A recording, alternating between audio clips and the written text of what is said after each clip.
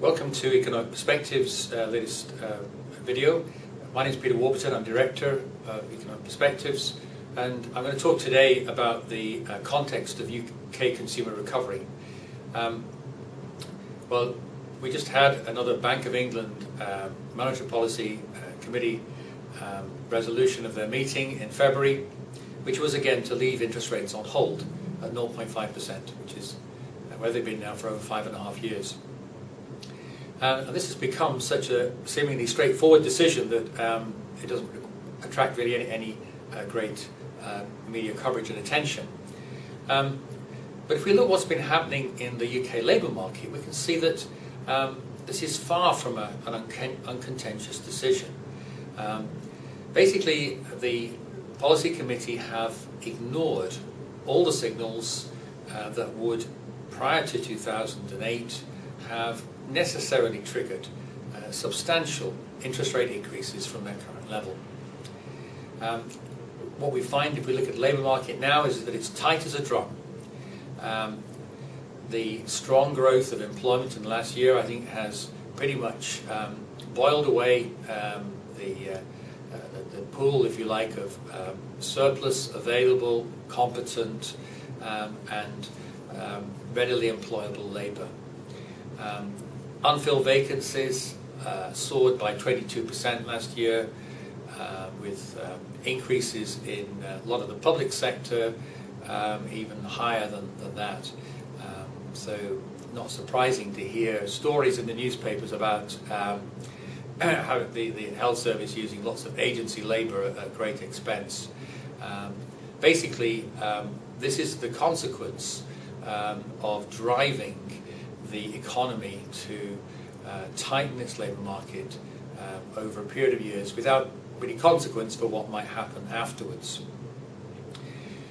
All we have today is recruitment difficulties, and just in the last few months now we've started to get a long-awaited recovery of wages.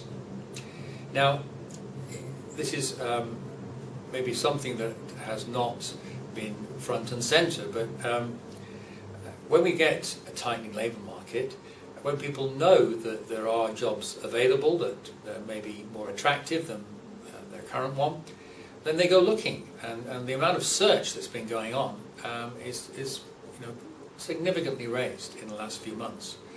A lot of people leave to go to jobs that they've already obtained. Others leave knowing that such jobs will not be difficult to find.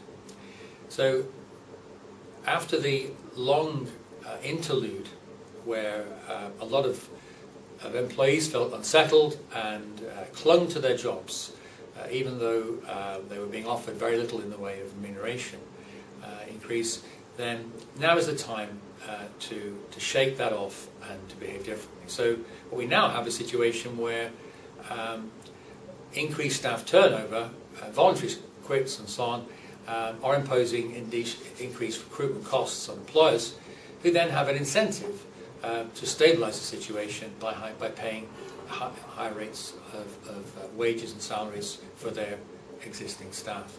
So we now have a readily observable phenomenon that takes us into a scenario of wage acceleration. And indeed, whilst the UK consumer has been the mainstay of the economic recovery in the last 2 or 3 years, I think the balance is now going to shift from a rise in headcount to a faster pace of wage inflation, which I think might well average about 2.5% in this year, 2015, and more like 3 to 4% next year. This poses, I think, a significant challenge for consumer businesses, many of whose costs will rise much more rapidly, their margins will be squeezed. And what we know about the retail space is the polarizing effects of the internet and technological marketing tools. So essentially this is an environment where we should expect to see big winners and big losers. One of the losing sectors in the consumer recovery so far has really been the services sectors, and that would include, I think specifically, insurance services.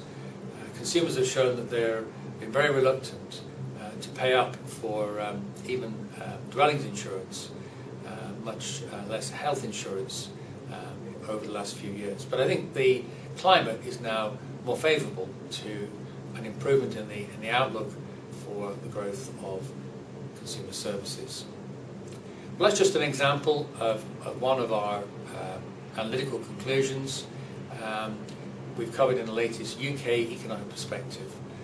And for more details about how you can become a subscriber to Economic Perspectives, please see our website. Thank you.